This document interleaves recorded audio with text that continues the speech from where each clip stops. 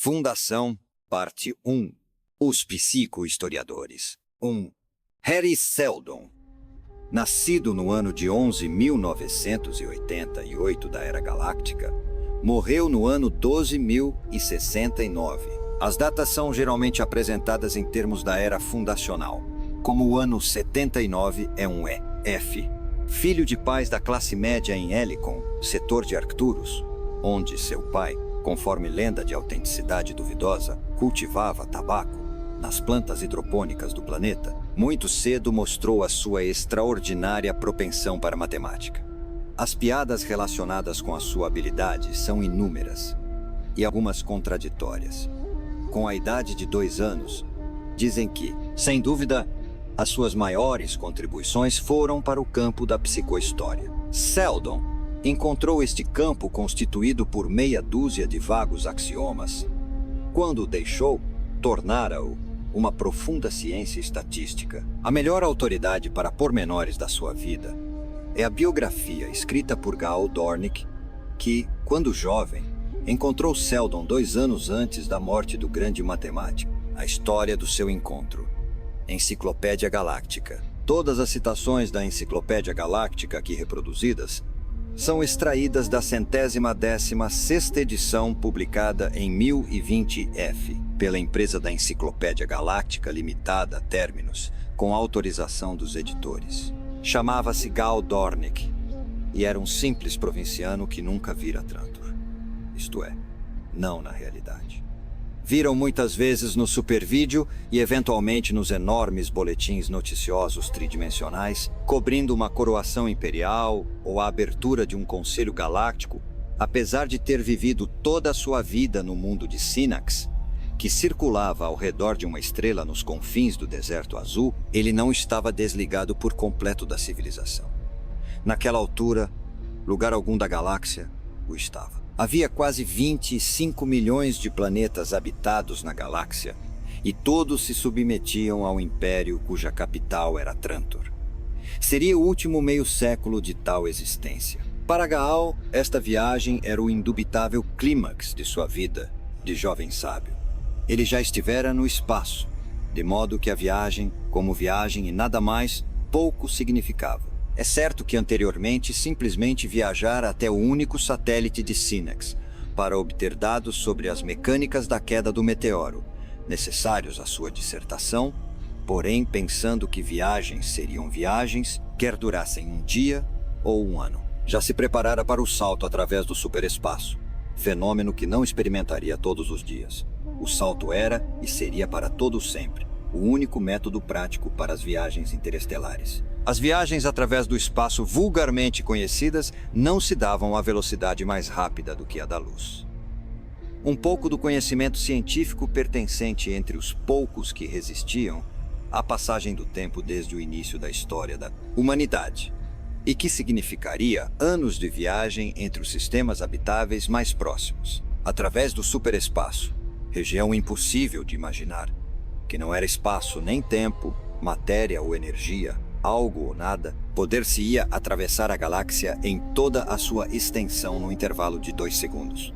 Gaal esperara o primeiro desses saltos com medo e, no entanto, nada sentira além de um sobressalto interno que desapareceu no mesmo instante.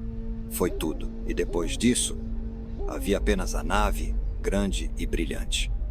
O produto frio de 12.000 anos de progresso imperial, ele próprio, com seu diploma de matemática obtido recentemente, e um convite do grande Harry Seldon para ir a Trantor, juntar-se ao vasto e um pouco misterioso Projeto Seldon. O que Gaal esperava com ansiedade depois da desilusão do salto era a primeira visão que teria de Trantor.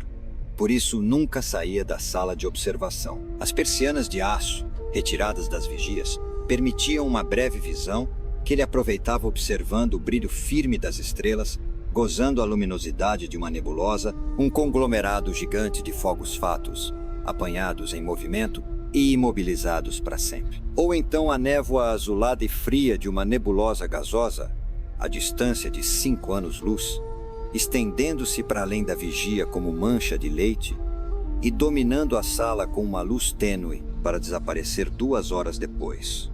A primeira aparição do sol de Trantor deu a impressão de um ponto duro e branco, quase perdido, e apenas reconhecido ao ser apontado pelo guia da nave. As estrelas avolumavam-se no centro galáctico, mas a cada salto, o sol brilhava mais intensamente, ofuscando todas as demais luzes, empalidecendo-as. Um oficial apareceu e disse: A sala de observação ficará fechada durante o resto da viagem. Preparem-se para a chegada. Gal seguiu, puxando pela manga do uniforme branco com o distintivo imperial, o Sol e a nave interplanetária. Seria possível deixar-me ficar? Gostaria de ver Trantor. O oficial sorriu, e Gal olhou embaraçado. Lembrou-se sem razão de que falava com um sotaque provinciano. O oficial respondeu: Chegaremos a Trantor ao amanhecer. Gostaria de vê-lo do espaço. Desculpe, mas é impossível. Se isto fosse um iate, poderia fazê-lo. Porém, vamos nos aproximar pelo lado do Sol e você ficaria queimado e cego com os efeitos da radiação. Gal voltou-lhe as costas. O oficial ainda lhe disse que as visitas de turismo em Trantor eram baratas. Obrigado. Era criancice sentir-se desiludido, mas sentir-se criança num homem é quase natural. Nunca tinha visto Trantor, grande como a vida, espalhado na sua imensidade, e não desejava esperar. 2. A nave desceu entre ruídos. Ouvia-se o sussurro longínquo da atmosfera ser cortada, resvalando ao longo do metal, o ruído contínuo dos condicionadores lutando contra o calor da fricção e o ruído mais lento das máquinas desacelerando-se. Ouvia-se ainda o tumulto de homens e mulheres, reunindo-se nas salas de desembarque, os guinchos dos guindastes levantando a bagagem, o correio e as mercadorias. Do centro da nave, Gal sentiu que a nave já não tinha um movimento independente. A gravidade planetária tinha a supremacia. Milhares de passageiros aguardavam pacientemente. A bagagem de Gal era mínima. Ele parou defronte de um balcão onde suas malas foram rapidamente revistadas. O seu passaporte foi inspecionado e carimbado. Não lhe deram atenção. Estava em Trantor. O ar parecia mais pesado, a gravidade maior aqui do que no local onde nascera. Pensou se habituaria à imensidade. O edifício de desembarque era enorme. O teto perdia-se nas alturas, e Gal quase podia imaginar as nuvens formarem-se por baixo dele. A parede fronteira não se via. Só funcionários, balcões e chão até se perder tudo na neblina. O homem do balcão falou. O tom de sua voz era azedo. Mexa-se, Dornick! Gal ainda lhe perguntou para onde. Porém, a única resposta foi um gesto apontando para os sinais suspensos no alto onde se podia ler. Táxis para todos os pontos. Um indivíduo saiu do anonimato e parou no mesmo balcão em que Gal parará. O homem fez-lhe um movimento de cabeça e o indivíduo retribuiu por sua vez e seguiu o jovem emigrante. Chegou no momento de ouvir para onde Gal se dirigia. Gal encontrou-se defronte do anúncio Supervisor. O homem, a quem o letreiro se referia, nem sequer o olhou. Para onde? Perguntou. O jovem não tinha certeza. Porém, alguns segundos de hesitação significavam mais gente em fila atrás dele. O supervisor olhou-o desta vez. Para onde? Gal não tinha muito dinheiro, respondeu descuidado. Para um bom hotel. O supervisor não se impressionou. São todos bons. Escolha um. O mais próximo, por favor. O supervisor apertou um botão. Um fio tênue de luz formou-se no chão, serpenteando entre outros de cores diferentes. Um bilhete luminoso foi-lhe apresentado. O supervisor pediu 1.12. Gal procurou as moedas. Para onde vou? Siga a luz. O bilhete continuará brilhando enquanto for na direção certa. Gal começou a andar. Havia centenas de pessoas seguindo suas rotas individuais, cruzando-se, apressadas em chegar aos seus destinos. O seu caminho terminou. Um homem de uniforme azul e dourado, berrante, confeccionado com pasto têxtil, levou-lhe as malas. Direto para o Luxor, gritou. O homem que seguia Gal ouviu-o e observou-o subindo em seu veículo. O táxi subiu em linha reta. Gal olhava tudo pela janela transparente, maravilhado com a sensação de voar dentro de uma estrutura fechada, agarrando, se instintivamente ao assento do motorista. A vastidão reduziu-se e as pessoas tornaram-se formigas, dispersas em todas as direções. A cena restringiu-se ainda mais e começou a desaparecer. Em frente havia um paredão. Começava no meio de nada e terminava no meio de nada, longe do alcance dos olhos. Por todo ele apareciam as bocas dos túneis. O táxi lançou-se num deles e logo desapareceu na escuridão. Durante curtos momentos, Gaal ficou pensando como é que seu motorista escolhera aquele túnel entre tantos. Tudo era escuridão, brilhando apenas uma ou outra luz de sinalização. O ar parecia cheio de ruído de chuva. Gaal inclinou-se para frente, protegendo-se contra a desaceleração, no momento em que o táxi saía do túnel e subia para o nível do solo mais uma vez. Hotel Luxor, disse o motorista desnecessariamente depois de ajudar Gaal a transportar a bagagem, aceitou uma gorjeta, arranjou outro passageiro e partiu de novo. Durante todo este tempo, nem uma única vez se viu o céu. 3. Trantor. No início do 13º milênio, esta tendência atingiu o clímax. Como centro do governo imperial por centenas de gerações e localizado como estava, nas regiões centrais da galáxia, entre os mundos mais densamente povoados e tecnologicamente avançados de todo o sistema, não podia deixar de ser o mais rico e denso agrupamento de seres humanos que a raça jamais vira. Sua urbanização progrediu rapidamente até atingir o apogeu. Toda a superfície de Trantor, 100 milhões de quilômetros quadrados de extensão, formavam uma única cidade. A numerosa população Mal ultrapassava os 40 bilhões e devotava-se quase inteiramente às necessidades administrativas do Império. Apesar disso, não bastava para a complexa tarefa. Deve lembrar-se que a impossibilidade de uma administração cuidada de todo o Império Galáctico, sob a direção pouco inspirada dos últimos imperadores, foi um fator considerável no declínio. Diariamente, esquadras de navios aos milhares traziam os produtos de 20 mundos agrícolas para os mercados de Trantor. A necessária dependência dos mundos exteriores, que asseguravam a sua manutenção, tornava Trantor cada vez mais vulnerável à conquista. No último milênio do Império, a monotonia das numerosas revoltas fez com que os seus imperadores se tornassem sem mais conscientes da realidade, de modo que a política imperial se tornou pouco mais do que uma teimosa proteção à sensível veia jugular de Trantor. Enciclopédia Galáctica. Gaal não tinha absoluta certeza se o sol brilhava, se era dia ou noite. Tinha vergonha de perguntar. Todo o planeta parecia viver sob metal. A refeição, acabada de lhe ser servida, vinha rotulada de almoço, porém, havia planetas cujo horário dificilmente se adaptava às convenientes alterações do dia e da noite. A velocidade de rotações planetárias era variável, e ele desconhecia os movimentos de Trantor. De início, seguira avidamente os letreiros que diziam solário. Porém, descobriu que este não passava de uma sala iluminada por radiação artificial. Deixou-se lá ficar alguns segundos, dirigindo-se a seguir para o átrio do hotel. Onde posso adquirir bilhetes para visitas de turismo? Perguntou ao empregado. Aqui. E quando é a partida? Perdeu uma agora mesmo. Haverá outra amanhã. Compre já o bilhete que eu lhe reservo o lugar. O dia seguinte seria tarde demais. Teria de estar em breve na universidade. Não há uma torre de observação ou algo semelhante que seja ao ar livre? Também posso vender-lhe um bilhete para lá se quiser. O melhor é deixar-me ver como está o tempo. Apertando um botão ao lado, o empregado leu a corrente de palavras e números que surgiram no visor. Bom tempo. Pensando melhor, acho que estamos em época de seca. Eu, por mim, nunca saio. A última vez que estive ao ar livre foi há 3 anos. Vê-se uma vez e pronto. Tome o seu bilhete. Há um elevador especial à retaguarda do edifício.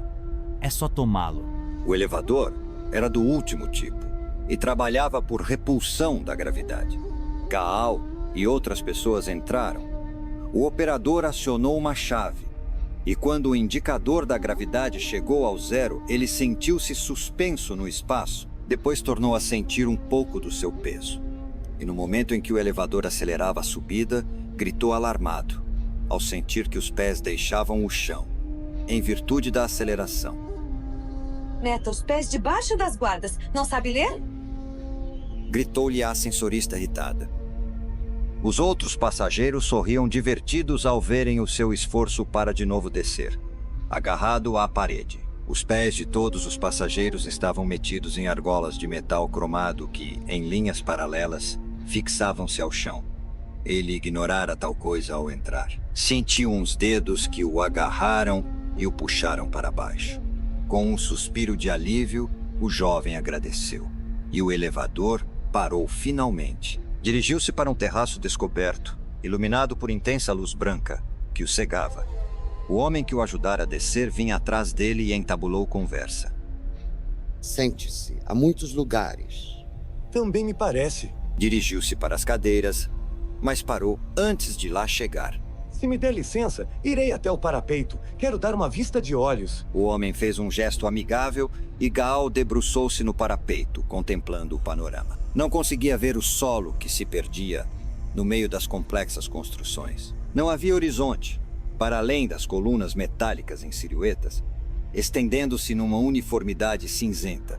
E Gaal imaginou que todo o resto seria igual, na superfície daquele planeta. Quase não havia movimento. Algumas aeronaves passavam vagarosas, mas o movimento de bilhões de seres sucedia em algum lugar. Estava certo disso, debaixo da pele metálica daquele mundo. Árvores não havia, nem relva, nem terra. Nenhuma espécie de vida além do homem. Em algum local, naquele mundo, pensou vagamente, se situaria o palácio do imperador, entre milhas de solo natural, entre verduras, rodeado de flores, uma pequena ilha no meio do oceano de aço. Mas invisível agora a seus olhos. Talvez estivesse a muitos quilômetros. Não sabia, a sua visita urgia.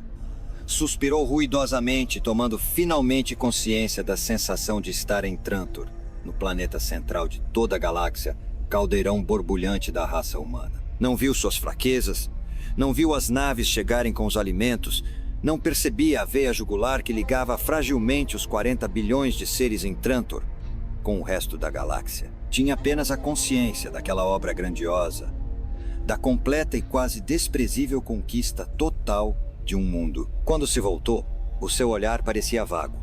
O amigo do elevador indicava-lhe uma cadeira a seu lado. Gaal sentou-se.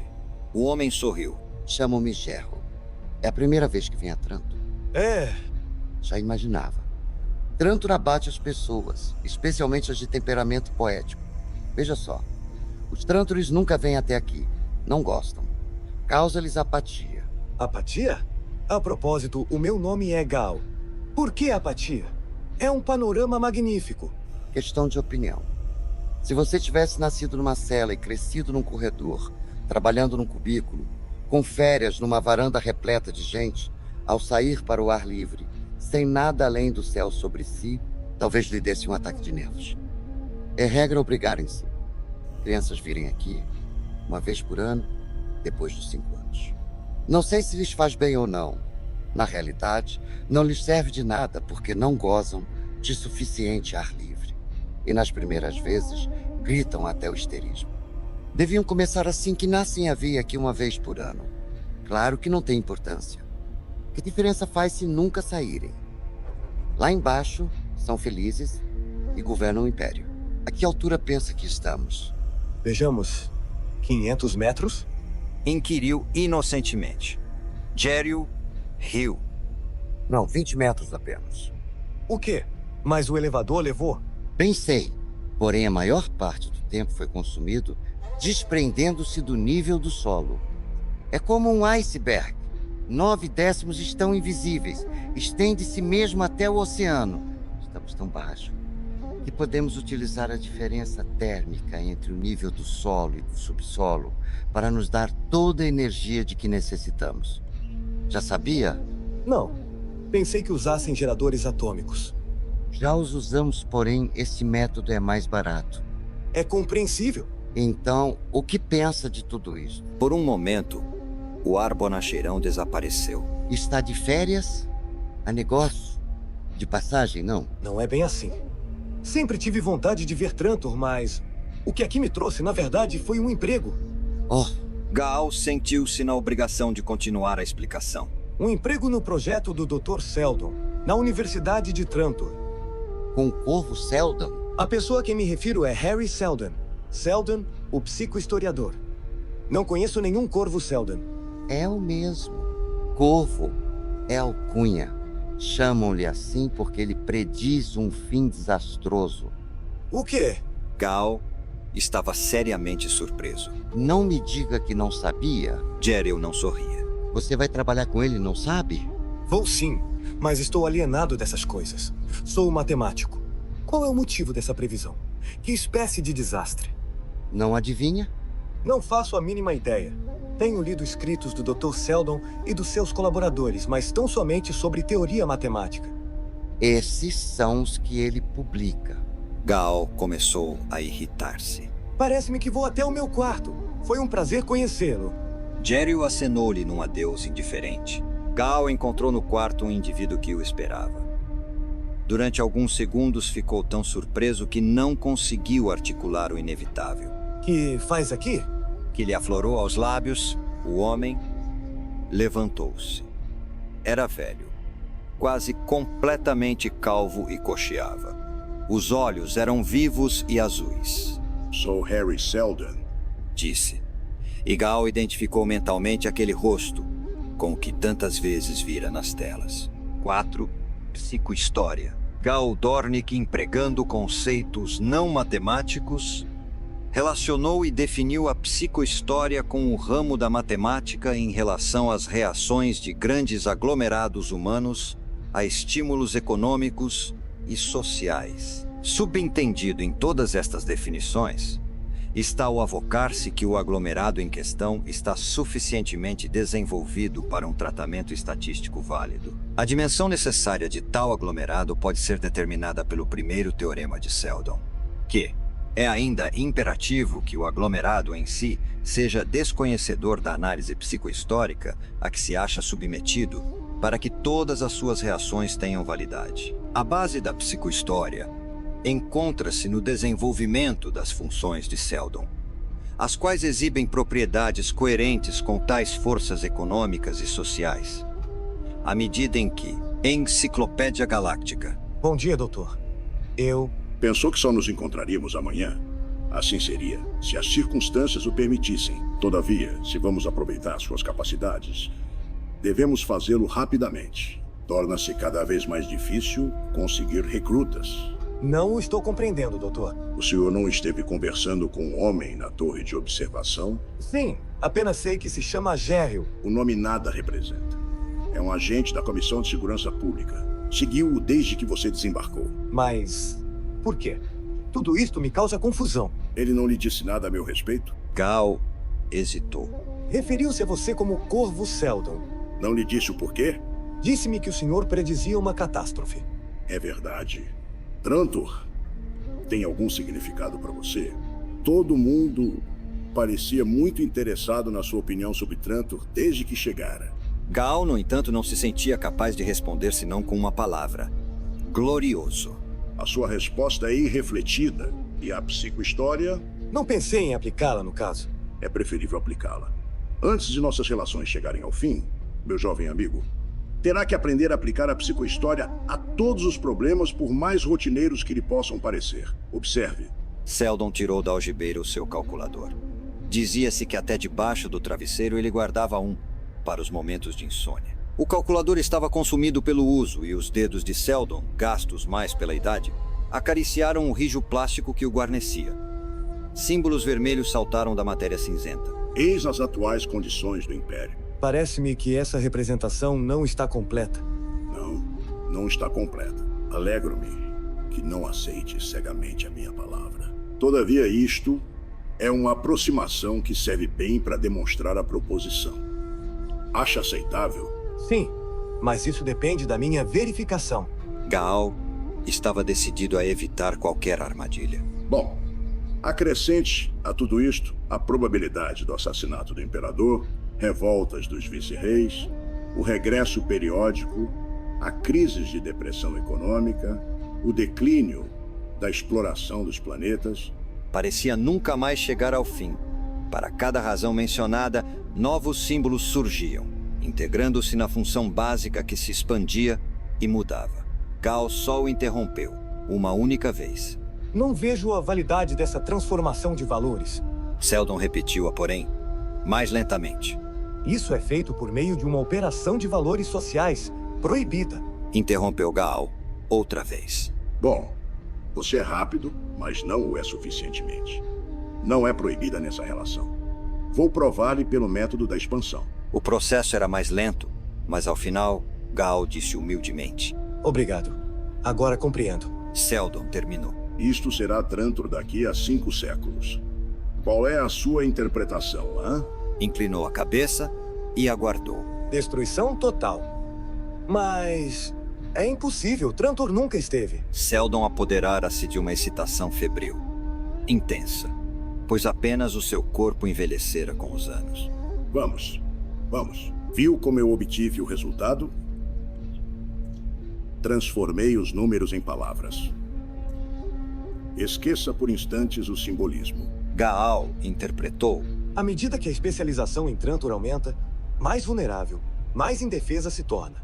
Além disso, quanto mais se tornar um centro administrativo do Império, mais valiosa se torna como presa. A incerteza da sucessão imperial aumenta as lutas entre a nobreza e origina o desaparecimento da responsabilidade social. Basta. Que me diz da probabilidade numérica da destruição total em 5 séculos? Nada posso afirmar. Pode utilizar a diferenciação? Gaal sentiu-se pressionado. Seldon não lhe entregava o calculador, porém o segurava ante os olhos. Seu cérebro trabalhava com fúria e sentiu a testa cobrir-se de suor. 85% de probabilidades, mais ou menos. Nada mal. Disse Seldon olhando-o com afeto. O número exato é 92,5%. É então essa a razão do corvo. Nunca vi esses cálculos nas comunicações. Claro que não. É impublicável. Pensa que o Império se exporia a tanto? Trata-se de uma simples demonstração de psicohistória. Porém, alguns dos resultados chegaram ao conhecimento da aristocracia. Seldon terminou com um gesto que explicava sua inaptidão. Isso é mal. Não tanto assim. Tudo foi devidamente calculado. E foi isso que os levou a investigar a minha pessoa? Tudo, e todos relacionados com o meu projeto, estão sob investigação. O senhor corre algum perigo? Sim. Há uma probabilidade de 1,7% de eu ser executado como traidor, contudo, essa probabilidade em nada altera o projeto. Também a levamos em conta. Bem, não pensemos nisso. Suponho que se encontrará comigo amanhã na universidade? Sim. 5. Comissão de Segurança Pública. A aristocracia ascendeu ao poder após o assassinato do imperador Cleon I, último da dinastia Entum. No seu conjunto, formaram um elemento de ordem durante os séculos de instabilidade e incerteza do Império. Sob o controle das grandes famílias dos Chen e de Vart, transformaram-se em instrumento cego para a manutenção do status quo. Não foram totalmente destruídos como poder de Estado, a não ser depois da ascensão de Cleon II ao trono. O primeiro comissário-chefe, assim sendo, o princípio do fim desta comissão pode ser ligado ao julgamento do Dr. Harry Seldon, 2 anos antes do início da Era Fundacional. Esse julgamento encontra-se gravado na biografia de Harry Seldon, feita por Gal Dornick. Enciclopédia Galáctica. Gal não chegou a cumprir o prometido. Foi acordado na manhã seguinte pela campainha do comunicador. Respondeu, e a voz do empregado do hotel, um tanto sarcástica, informou de que se encontrava detido, sob ordens da Comissão de Segurança Pública. Gal correu para a porta, tão só para descobrir que esta já não se abria. Só lhe restava vestir-se e aguardar. Vieram buscá-lo e levaram-no para outro lugar. Porém, continuou detido.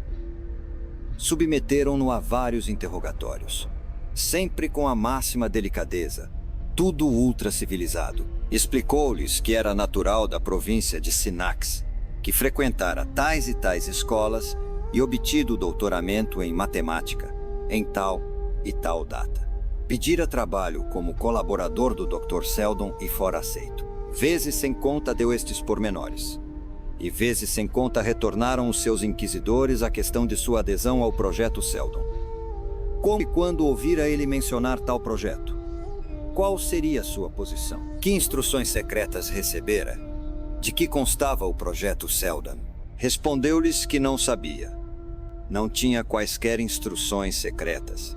Era um investigador, um matemático. Não tinha nenhum interesse em política. Finalmente, o delicado inquisidor perguntou: Quando se dará a destruição de Trantor? Por mim, não posso lhe dizer. E falado por outrem? Não posso responder pelos outros. Pensou ter respondido com demasiada veemência. Alguém já lhe falou de tal destruição? Fixou uma data? Perante a hesitação do jovem, o inquisidor prosseguiu: O senhor foi seguido, doutor. Estávamos à sua espera no porto, quando o senhor chegou, na torre de observação, enquanto aguardava sua entrevista. E é óbvio que seguimos toda a sua conversa com o Dr. Seldon. Então já conhecem os seus pontos de vista sobre o assunto. Talvez, mas gostaríamos de ter a sua opinião. Ele é de opinião que Trantor será destruída dentro de 5 séculos. Provou-lhe matematicamente? Sem dúvidas. Respondeu em tom de desafio. O senhor de certo defende a infalibilidade da matemática? Se o Dr. Seldon a aceita, é válida. Então vamos embora. Espere! Tenho o direito a um advogado. Exijo esse direito como cidadão do Império. E será atendido. E foi. Foi um homem alto que logo após entrou. Um homem cujo rosto parecia ser feito de linhas verticais. E tão magro que se duvidava existir espaço suficiente para um sorriso. Gal levantou a cabeça. Tantas coisas lhe sucederam e estava em Trantor há 30 horas apenas. O homem disse: Olá, sou o Lord Zavakin. O Dr. Seldon indicou-me para seu representante no tribunal. Ah, bem, então vejamos. Exijo um apelo imediato ao Imperador. Estou detido sem motivos. Sou inocente de qualquer que seja a acusação. Qualquer que seja. Suas mãos não eram a representação empolada de suas palavras. Deve-me conseguir uma audiência com o Imperador imediatamente. Avaquim espalhava cuidadosamente pelo chão o conteúdo de um envelope que sacara da algibeira. Eram os impressos legais, tão finos que mais pareciam fitas, eram adotados pelo foro, por caberem numa minúscula cápsula e serem assim esquivados a buscas. Havia, também, um gravador magnético. Avaquim olhou, finalmente, para Gaal. A comissão tem, é natural, um fonocaptor nesta sala, de maneira a ouvir o que dizemos. É contra a lei, contudo usarão. A comissão tem, naturalmente, um fonocaptor nesta sala, de maneira a ouvir tudo o que dizemos. É contra a lei, contudo, irão usá-lo. Gaal cerrou os dentes com força.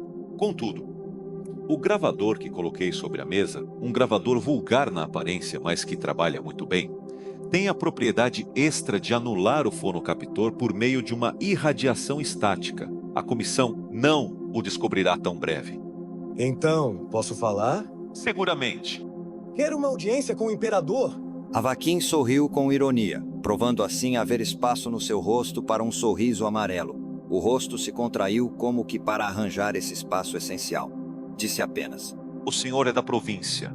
Sou, acima de tudo, um cidadão do Império, tanto quanto qualquer membro da Comissão de Segurança. Certamente.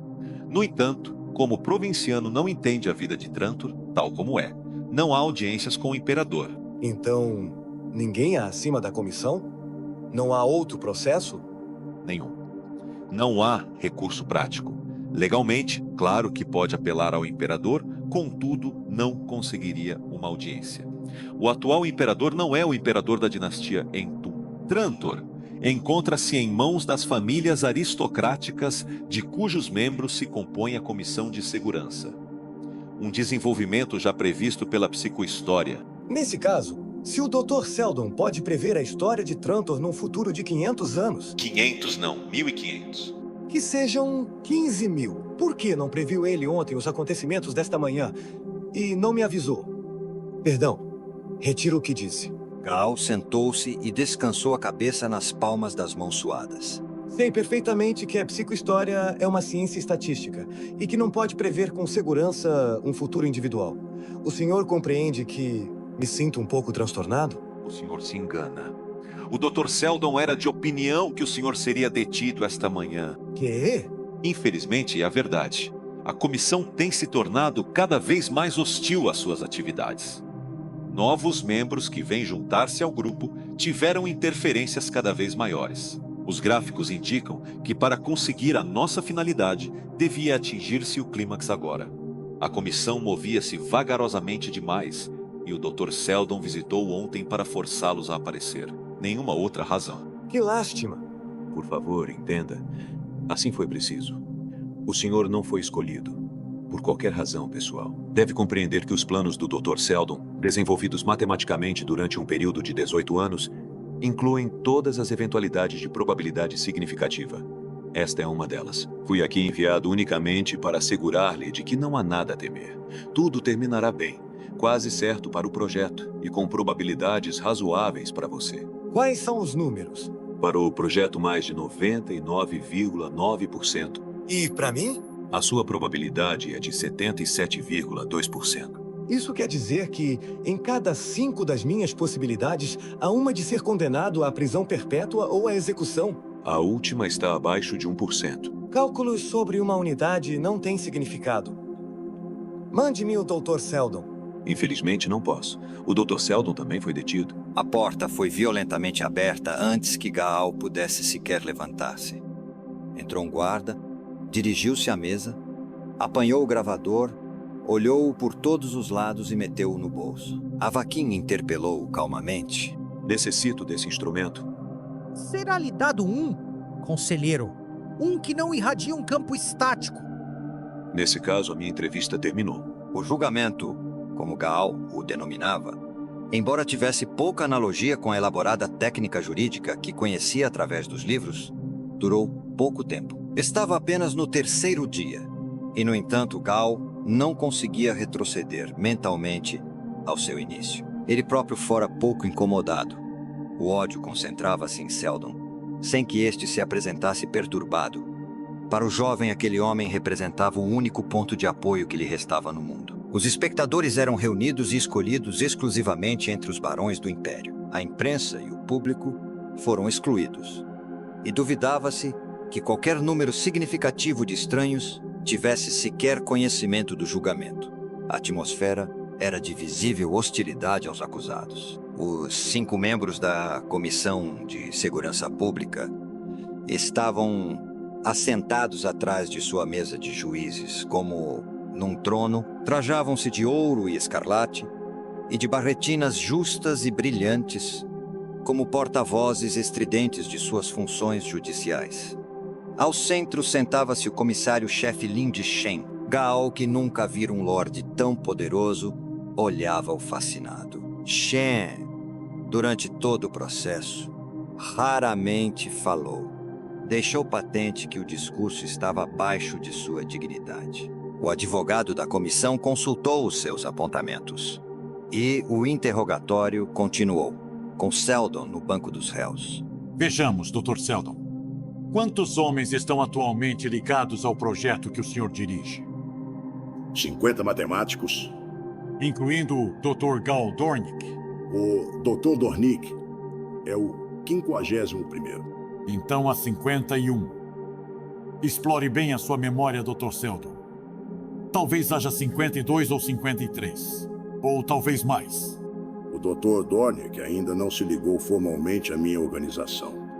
Quando fizer, teremos 51 membros. Até lá serão 50, como já frisei. 50? Não serão aproximadamente 100 mil? 100 mil matemáticos? Não. Não falei de matemáticos. Há ou não 100 mil membros de todas as especialidades? De todas as especialidades, é possível que sua estimativa esteja correta. É possível? Eu não pergunto. Afirmo categoricamente que o é. Afirmo que o número de homens ligados ao seu projeto, Dr. Seldon, é de 98.572. O senhor está incluindo nesse número mulheres e crianças. 98.572 indivíduos. É essa a intenção da minha afirmação, e creio que é indiscutível. Nesse caso, devo aceitá-la como exata. Consultando os apontamentos, deixemos por momentos esse caso, Dr. Seldon, e passemos a outro que já foi também debatido. Importa-se de repetir o que pensa sobre o futuro de Trantor? Disse e repito que Trantor se transformará em ruínas dentro dos próximos 5 séculos. Não considera essa afirmação como deslealdade ao Estado? Não, meu caro senhor. Verdades científicas permanecem além de lealdades ou deslealdades. O senhor está ciente de que a sua afirmação representa uma verdade científica? Absolutamente. E em que é que se baseia? Na prova matemática da psicohistória. E pode provar que essa matemática é válida? Apenas a outro matemático. O que o senhor proclama, então, é que a sua verdade é de natureza tão esotérica, que fica além das possibilidades de compreensão de um homem comum. Quer-me parecer que a verdade deve ser mais cristalina, menos misteriosa e mais aceita. Para alguns cérebros, ela não apresenta dificuldades. A parte física da transferência de energia, que é conhecida pelo nome de termodinâmica, tem se apresentado clara e verdadeira através de todos os tempos, desde o homem das eras mitológicas, e mesmo assim, existem ainda pessoas, algumas das quais possivelmente aqui presentes, que seriam incapazes de representar um motor. E, no entanto, sua inteligência não deve ser por isso menosprezada. Duvido que os sábios comissários... A esta altura, um dos comissários inclinou-se para o advogado. Suas palavras eram ininteligíveis, porém, o sibilar da voz era áspero. O advogado corou e interrompeu Seldon. Não nos encontramos aqui para ouvir discursos, Dr. Seldon. Aceitamos sua exposição. Permita-me, no entanto, sugerir-lhe que suas previsões de desastre podem ter a intenção de abalar a confiança do povo no governo imperial, de modo a atingir fins puramente pessoais. E que, por mera previsão, o senhor o espera conseguir, tendo preparado para isso um exército de 100.000 indivíduos. Em primeiro lugar, o caso não é esse. Se fosse uma investigação sumária, lhes mostraria que pouco mais de 10.000 são pessoas de idade militar. E que, mesmo assim, nenhuma dessas 10.000 tem qualquer espécie de treino militar. Atua o senhor como agente de outrem? Não me encontro a soldo de qualquer homem ou potência, senhor advogado. Age então desinteressadamente. Serve à ciência? Exato. Vejamos então. Pode o futuro ser alterado, Dr. Seldon? A resposta é óbvia. Este tribunal pode ir pelos ares dentro das próximas horas ou pode não ir. Se o fosse, o futuro seria alterado, por pouco, mas sem dúvida alterado. O senhor esgrime com palavras. Pode a história da raça humana ser alterada em sua totalidade? Sim. Facilmente? Não. Com muitas dificuldades. Por quê? A trajetória de um planeta contém uma inércia enorme. Para ser alterada, deve deparar-se com algo com uma inércia proporcional. Deve haver o mesmo número de pessoas, ou se o número for menor, dar-lhe um longo prazo para alteração. Compreende? Creio que sim. Trantor não será destruída se um grande número de indivíduos se decidir a atuar nesse sentido. Correto. Mais ou menos 100.000 pessoas? Não. Esse número é excessivamente pequeno. Com certeza? Considere-se que Trantor tem uma população superior a 40 bilhões. Considere-se, além disso, que o caminho que a levaria à destruição não pertence a Trantor per si, mas ao Império em sua totalidade. E que o Império contém quase 1 quintilhão de seres humanos. Perfeitamente. Então talvez 100.000 pessoas possam alterar essa trajetória se eles e os seus descendentes trabalharem com essa finalidade nos próximos 500 anos. Temo que não. 500 anos é um prazo muito curto. Nesse caso, Dr. Seldon, podemos tirar a seguinte conclusão partindo de suas afirmações. O senhor reuniu 100.000 pessoas limitadas ao seu projeto, que esses mesmos indivíduos são suficientes para alterar a história de Trantor nos próximos 500 anos. Em outras palavras, não podem evitar a destruição de Trantor, façam o que fizerem. Assim é, infelizmente. Por outro lado, esses 100.000 indivíduos não têm em mente Qualquer fim ilegal? Exatamente. Nesse caso, Dr. Seldon, preste atenção, pois queremos uma resposta ponderada. Qual é a finalidade desse grupo? A voz do advogado tornara-se estridente. Preparara sua armadilha com habilidade, encurralando Seldon, cortando astutamente toda e qualquer possibilidade de uma resposta coerente. Ouviu-se um sussurro no seio da assembleia que chegou mesmo até os comissários. Estes inclinaram-se uns para os outros num movimento de ouro e escarlate. Só o chefe não se perturbou. Harry Seldon não se moveu.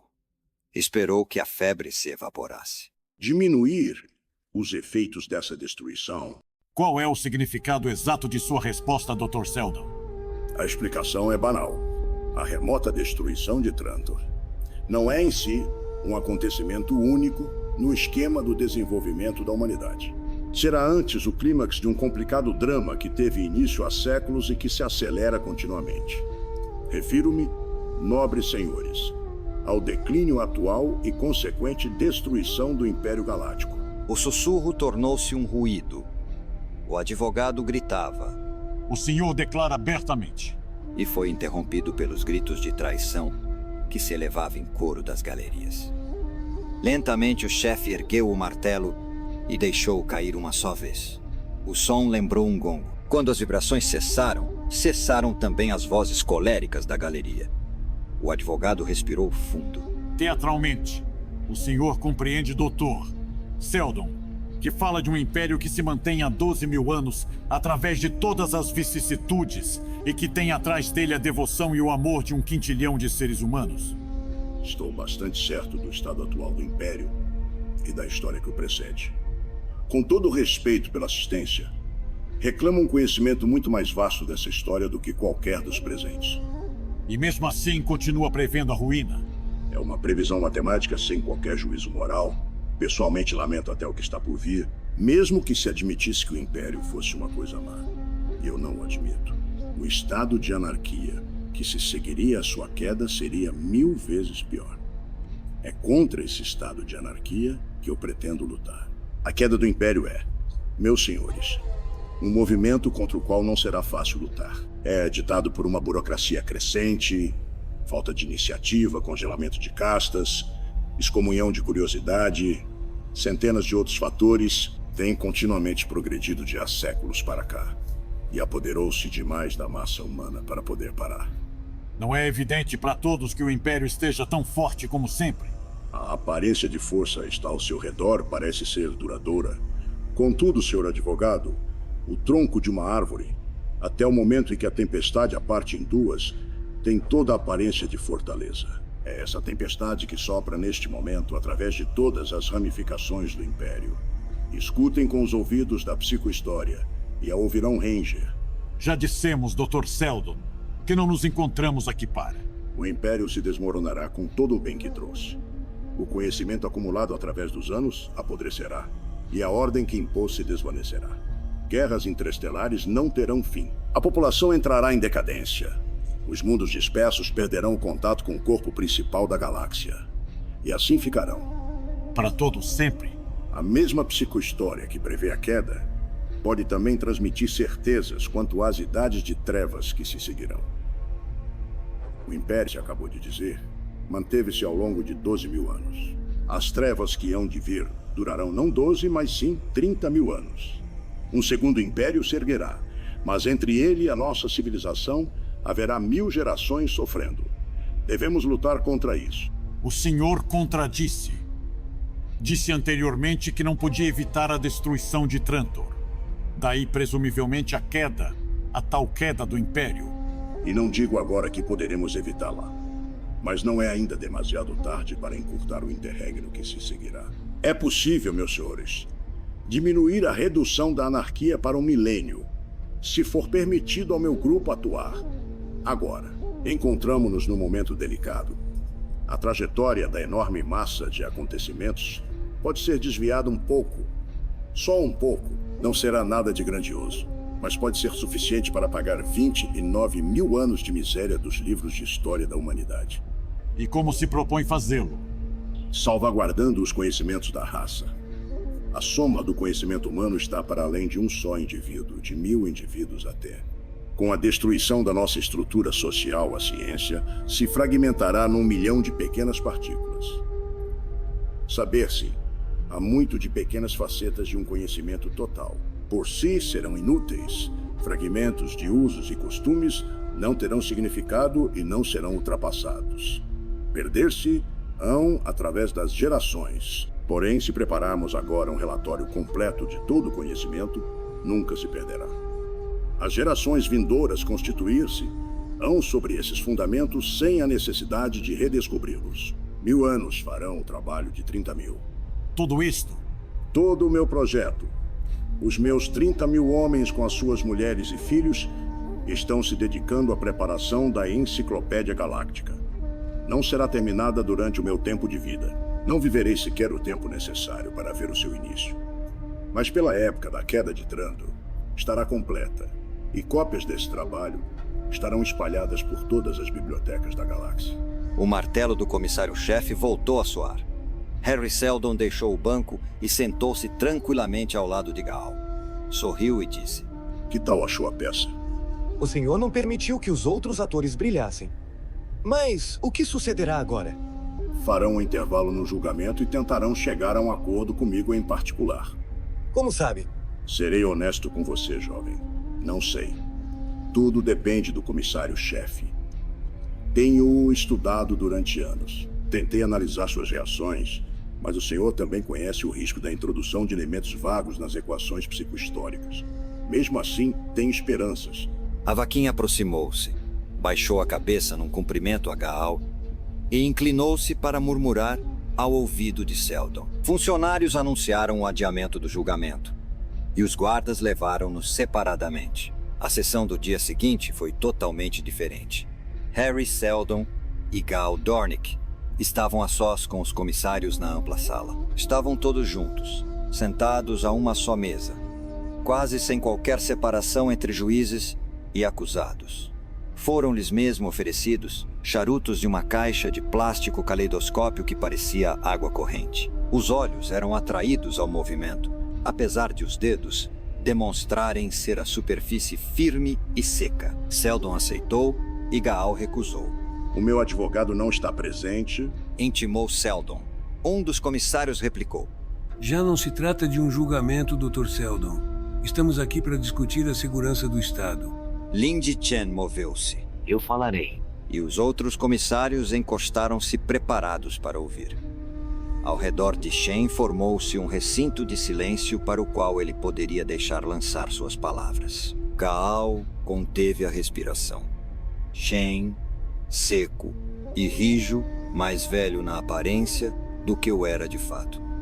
Era, na realidade, o imperador de toda a galáxia. A criança que usava o título era apenas um símbolo forjado por Shen, e já não era o primeiro. Shen abriu o discurso. Dr. Seldon, o senhor perturba a paz do Império. Ninguém que vive agora entre todas as estrelas da galáxia estará vivo daqui a 100 anos. Por que então preocuparmos com acontecimentos que se desenrolarão daqui a 500 anos? Daqui a 5 anos nem eu estarei vivo. E mesmo assim vive em mim essa preocupação. Chamem-na idealismo, chamem-na identificação de mim próprio com essa generalização mística que denominamos de homem. Não tento compreender o misticismo. Pode me dar uma boa razão para eu não me ver livre de você. E de um futuro desnecessário e inconfortável de 5 séculos, o qual nem sequer chegarei a vislumbrar, dando uma ordem para sua execução imediata. Há uma semana poderia ter no feito e retido talvez uma probabilidade em 10 de continuar vivo ao fim de um ano. Agora essa probabilidade quase se extinguiu a 1 em 10.000. O suspiro barulhento dos comissários demonstrava bem o seu pouco à vontade. Gaal sentiu os cabelos eriçarem-lhe. Os olhos de Shen quase se cerraram. Como assim? A queda de Trantor não pode ser detida, seja qual for o esforço. Pode ser facilmente apressada, todavia. A história da interrupção do meu julgamento se espalhará através de toda a galáxia. A frustração dos meus planos para esclarecer o desastre convencerá o povo da ridícula promessa que o futuro contém para ele. Já recordam até as vidas dos seus avós com inveja. Verão que as revoluções políticas e a estagnação do comércio aumentarão. O sentimento predominante da galáxia será então o de egoísmo. Os ambiciosos não esperarão e os inescrupulosos pouco terão a temer. Pela ação de cada um deles, apressar-se à decadência dos mundos. Ordene a minha execução e Trantor cairá dentro de 50 anos ao invés de 500. E o senhor dentro de 1 ano. Essas são palavras concebidas para amedrontar crianças.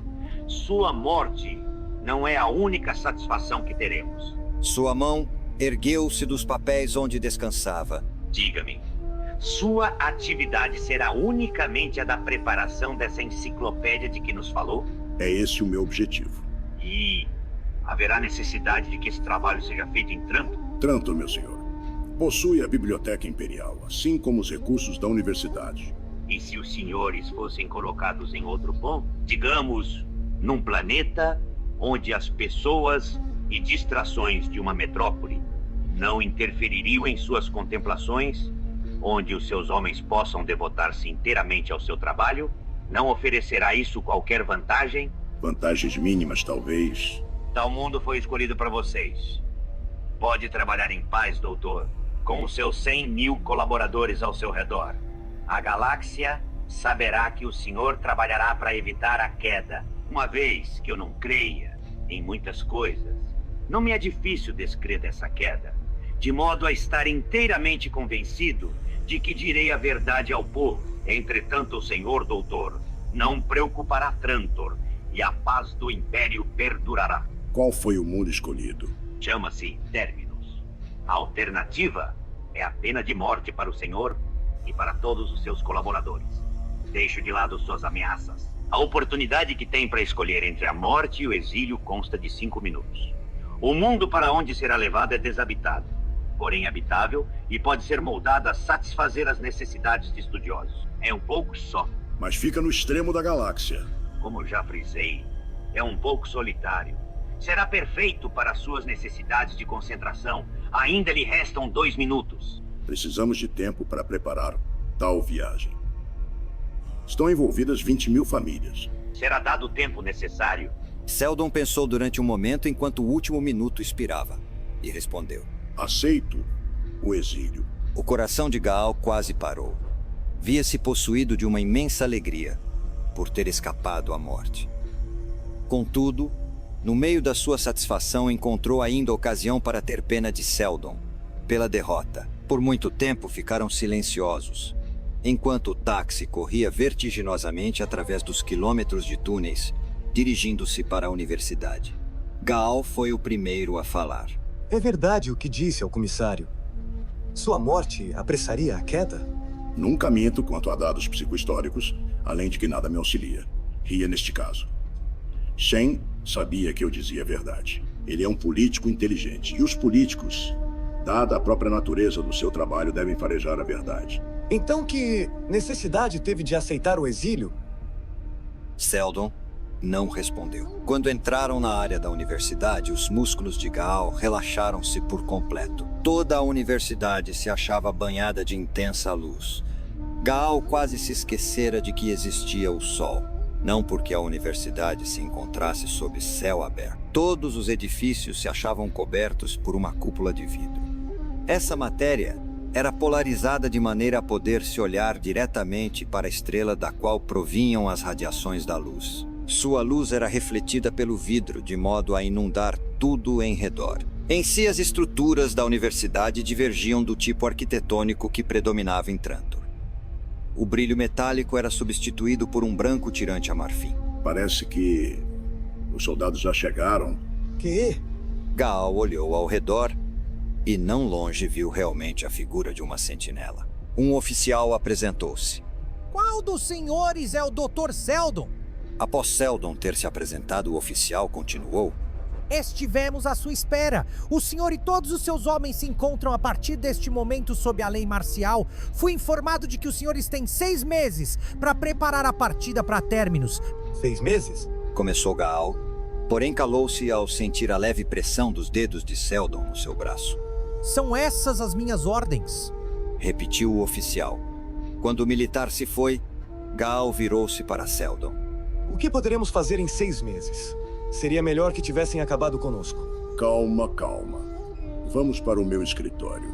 O escritório não era muito grande, porém confortável. Se lá tivessem colocado fonocaptores ou qualquer outro instrumento de detecção, tudo quanto poderiam ouvir seria uma conversa banal de frases construídas ao acaso. Muito bem. 6 meses são suficientes. Não vejo como. Porque, meu rapaz, num plano como o nosso, as ações dos outros são condicionadas às nossas necessidades. Já não lhe disse que Shen esteve submetido a uma análise maior do que possivelmente qualquer outro homem em toda a história? O julgamento não começou antes das circunstâncias nos mostrarem que o desfecho nos seria favorável. Não me diga que fez com que... Me exilassem para Terminus? Por que não? Os seus dedos tatearam a mesa, e parte da parede à sua frente abriu-se. Ali dentro encontrará vários microfilmes. Retire o que estiver assinalado com a letra T. Gal esperou que Seldon ajustasse o filme ao projetor e este deu ao jovem um par de óculos. Gal colocou-os e viu o filme desenrolar-se ante os seus olhos. Surpreso? O senhor preparou há 2 anos a partida? 2 anos e meio. Claro está que não tínhamos certeza de que seria Terminus o local escolhido, mas nos baseamos numa suposição e atuamos de acordo com ela. Por quê? Não seria tudo muito mais controlado aqui em Trantor? Porque, trabalhando em Terminus, teremos o apoio imperial, sem causar o medo de colocar em perigo a segurança do Imperador. Mas o senhor provocou esses temores para que o forçassem ao exílio? Não compreendo. Talvez porque 20.000 famílias não se deslocariam para longe de Trantor de livre vontade. Não percebo por que seriam forçados. Não quer explicar-se? Ainda não. Por ora, satisfaça-se em saber que será estabelecido um refúgio científico em Terminus.